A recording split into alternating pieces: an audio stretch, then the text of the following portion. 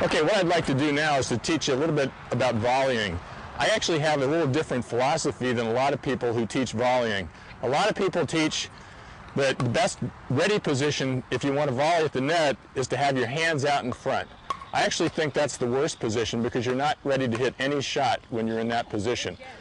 I think the right volley position is with your backhand facing the net and it fairly close to your body. And the reason I say that is because if a ball comes quick, you're in a position to actually hit it.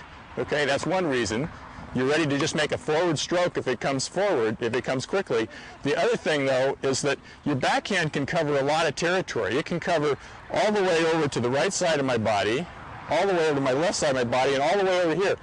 Your forehand, unfortunately, because most people won't push their elbow out in front of their body to be able to get, to be able to volley in here. Most people, the only place they can volley with their forehand is way out to the right side. Okay, so you only cover a very small territory with your forehand volley. So if you're ready with your backhand volley, you can actually volley most balls with your backhand, including balls down here, okay, which are off on your right side.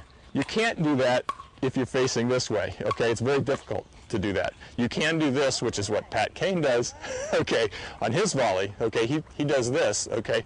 But it's pretty unorthodox stroke. Much easier to just stand there ready with your backhand. When the ball comes, volley it. If you get one that's toward your right shoulder, okay, which is the hard part with your backhand, then with your paddle close to your body, it's easy to rotate around and open up and volley it this way, okay?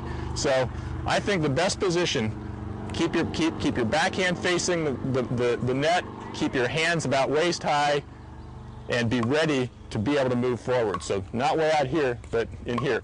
Another thing about volleying is I don't like people to volley from back here and take a step like a tennis volley. Okay? The problem with that is you give up too much territory. You're not in good position to take advantage of a bad ball that the opponent's hit that happens to hang up high that you might be able to get when you're close to the net, but you can't get from back there. So I think the best volley position is actually to plant your feet fairly close to the line, face the net, and volley with short strokes where the idea is not to hit the ball really hard, but to place it well and to place it close to your opponent's feet, even with your opponent's feet.